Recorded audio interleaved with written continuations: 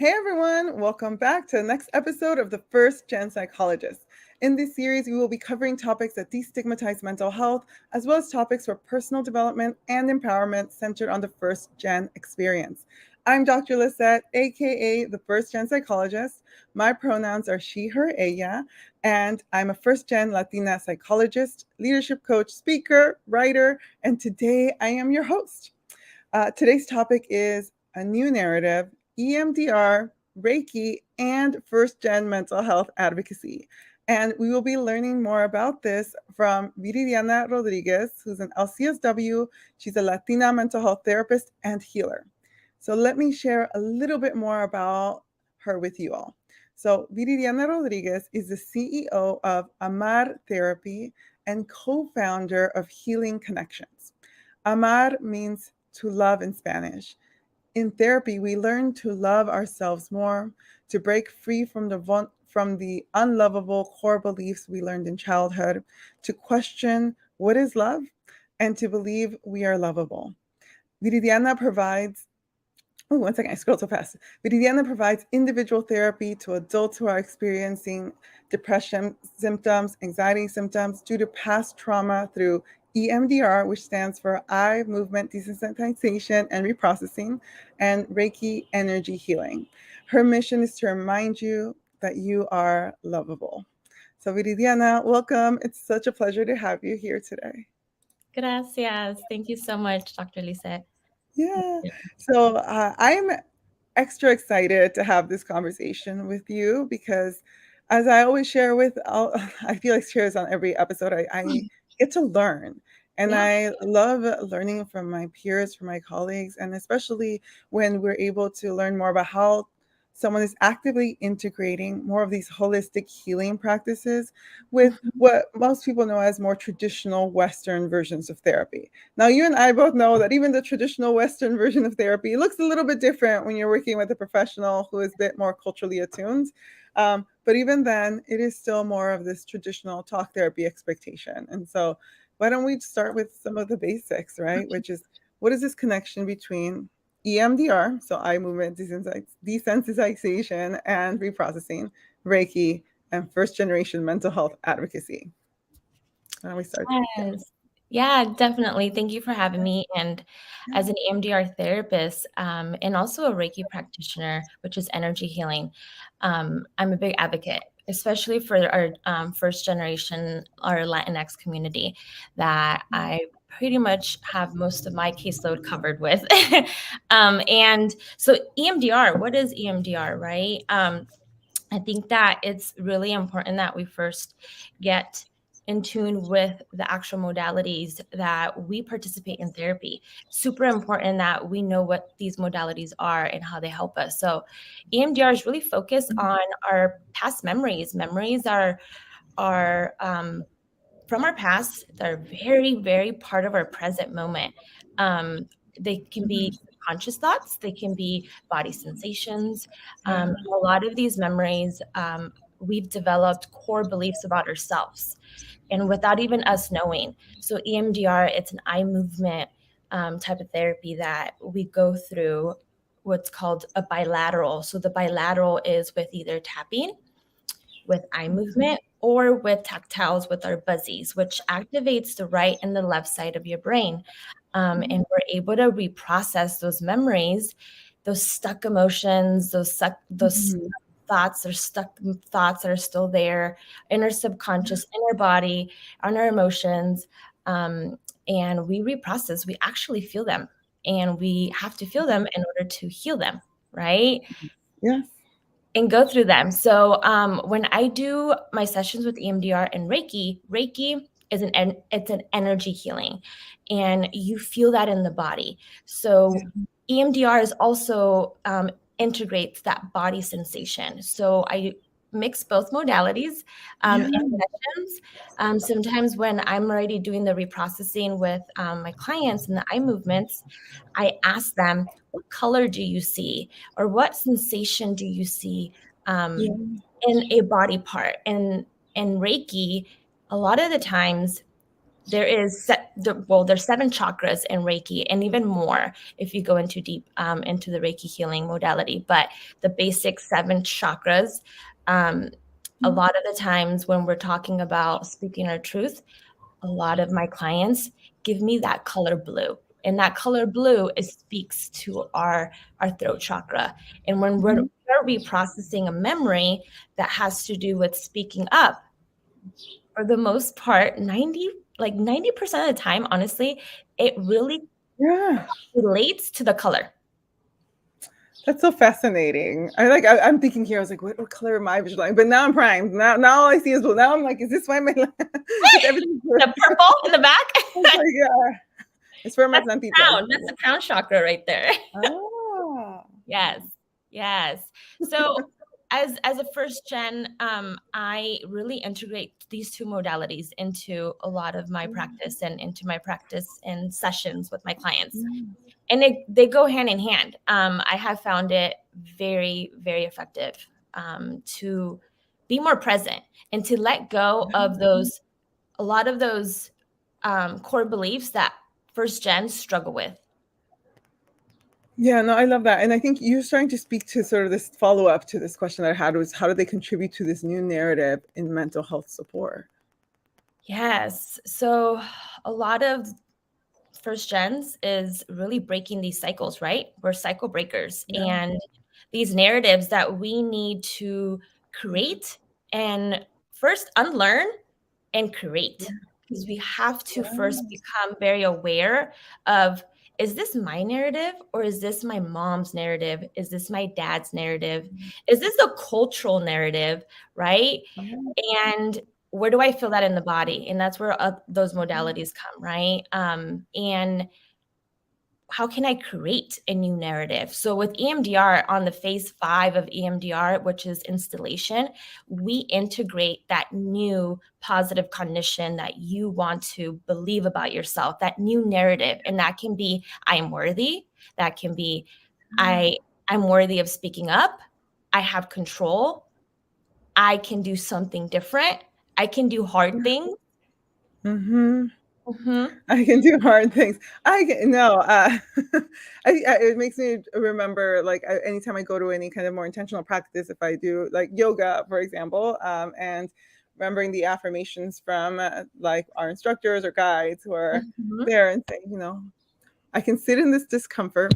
I can do hard things, and reminding yourself and teaching your body that that's something you could do. Because in many moments when you're first gen and let's say you're trying to break a different cycle of trauma, that cycle may have come from a space where people were feeling really disempowered and hopeless, and carrying that with you and learning to navigate that. And so as you're talking about this, I switched to the next question, because essentially it's thinking about how it's benefiting them and first gen individuals in mental health journey. It's a lot of helping with providing the right tools for how to shift that narrative, right? Giving it a more concrete way to do that. Yeah. So pretty much guiding them to know that they can heal themselves. They can, they have it within themselves. We were just never taught. We were not taught to listen to ourselves. Oh no. We were told que calladita te ves más bonita. So it's like, I can't even speak up. I can't like say my opinion. I'm not valuable. Like, no, I need to unlearn that, right? And I have the tools and dig deeper within myself with EMDR, with Reiki, with going to therapy, with any tool or any modality that works for you. Yeah, no, absolutely. And I love the examples that you're bringing up, because there's such strong messages, and like the caída te ves más bonita, like I can think of so many different ways that was iterated to me, right? It's oh, you just have to do it. Well, why? Like when you ask a question like, oh, why is this important? Oh, don't ask me questions. This is what it is. This is what you do. Like, and sitting there and thinking, oh, you can't demand anything. You should be grateful for everything that you already have. Like the messaging of like, oh, this really sucks. And the messaging was like, well, you just have to accept it because you don't have options for changing this, right? And again, continuing that disempowering narrative and not realizing. And again, that's a cycle, right? Like when as I talk about this and share this example, I'm thinking about, if I think of my parents, for example, they learned this from their parents, my grandparents who learned it from their great Oh, yeah. grandparents. And it's not until you arrive at a space of, I can finally have some safety. Because the reality is, when you're in the trauma, when you're actively experiencing and being triggered and triggered and re-triggered, it's so hard to step out of it. Yeah, you're But in then, it, right? yeah, You're when in you it. make a choice to work with a mental health provider like yourself and you're sitting there, that's your intentionality. That's you finally creating or curating or finding or seeking that safe space to unpack. And so Yeah. I think I love thinking about how traditional therapy can be so challenging for lots of folks, because when we didn't learn to have a voice, it's hard to vocalize our needs. It's hard to vocalize our feelings. Yeah.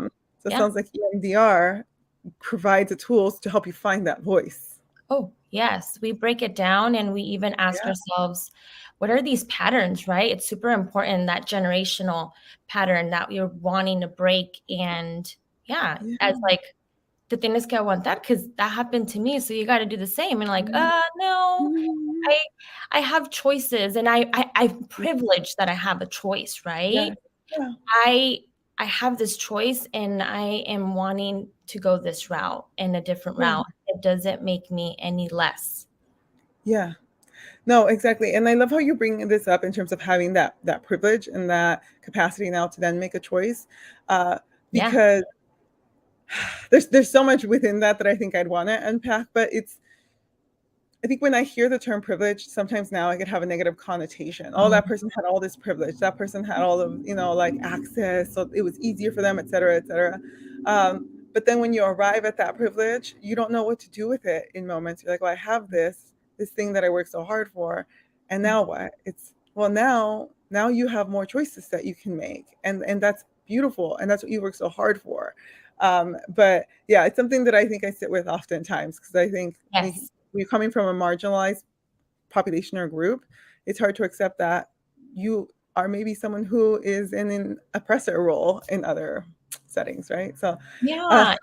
It's super important that we also know that yeah, it's okay to have emotions that coexist, right? yeah, Like there's going to be some guiltiness in there too, potentially, yeah, right? And that's okay.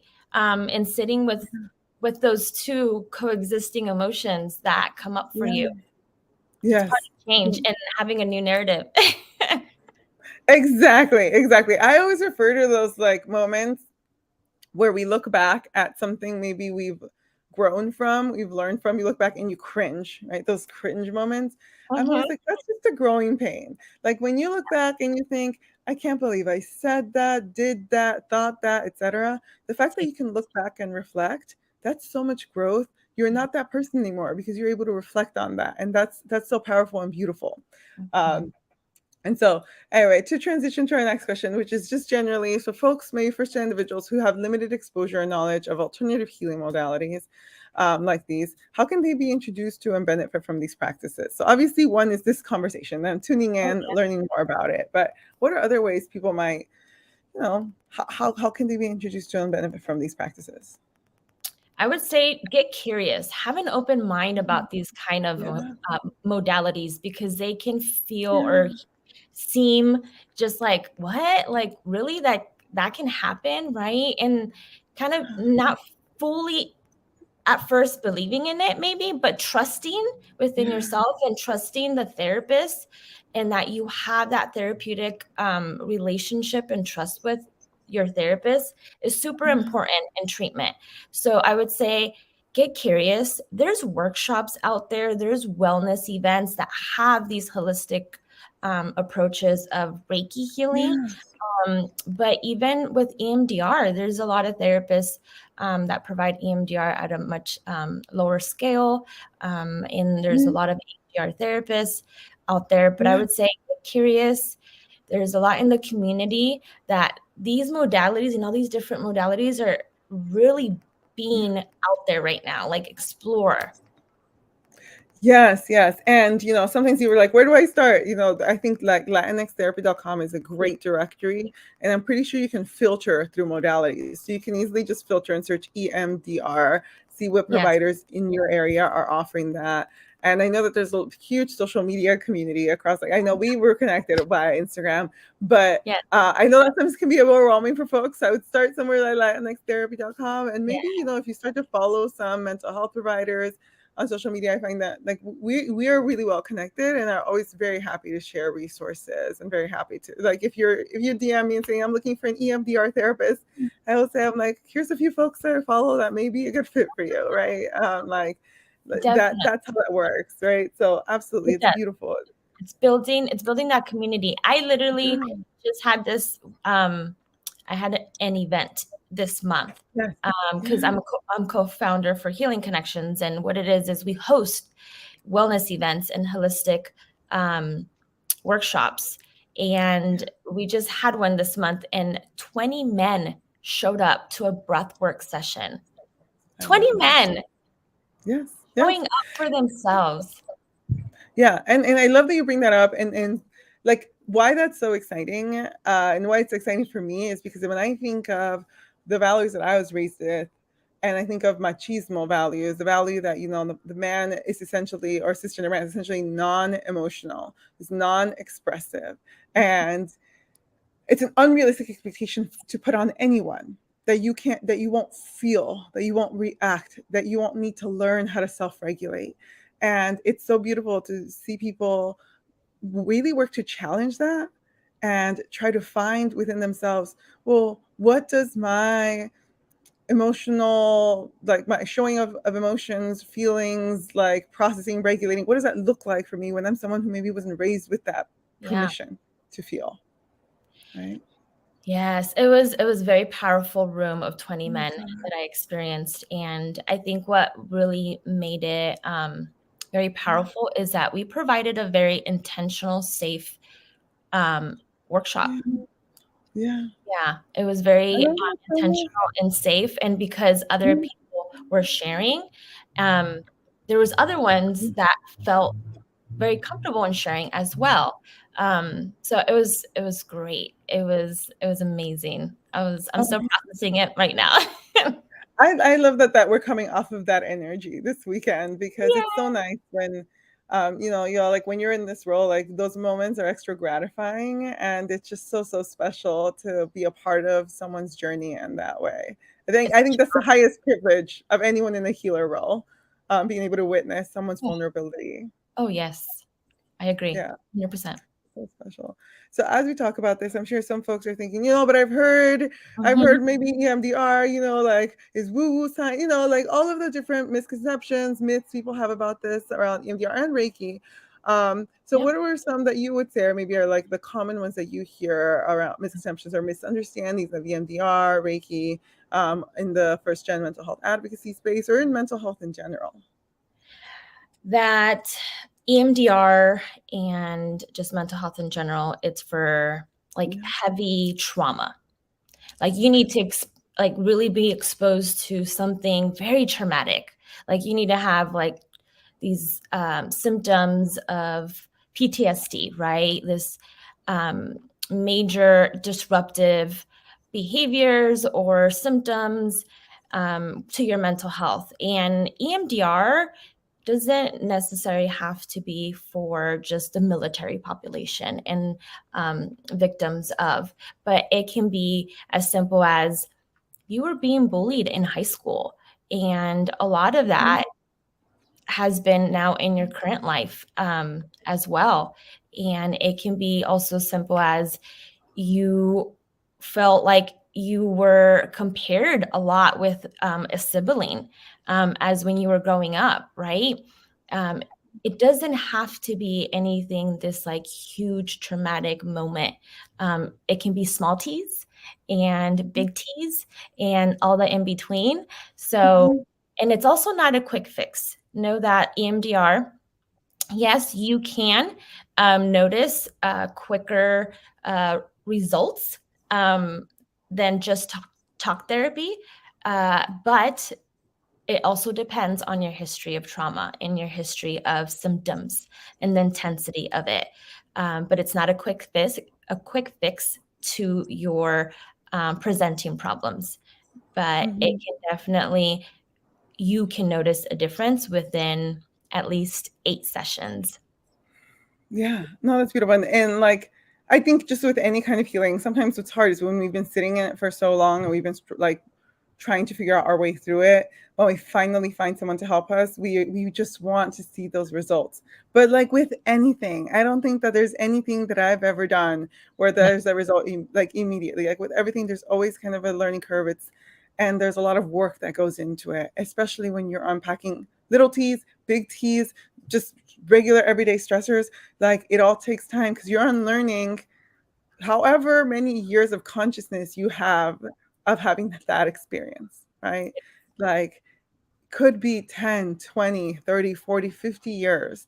It's so unfair to expect that you would resolve all of that in a 1 hour conversation with someone, right? No, yeah, So, totally. so addressing these misconceptions, we've started to now, but essentially is now having these conversations, educating yourself is what comes up to mind for me. But is there anything else that you would add in terms of how to address these misconceptions? In session to address them, what I do is we have to just sit with those emotions sometimes and not avoid, because there's a lot of avoidance that happens, right? And sometimes just when we're doing in the reprocessing stage of each memory, just sit with that. Let's just sit with that sadness. Let's sit with the panic of it. Yeah. Because that's really hard, just to sit there and just be.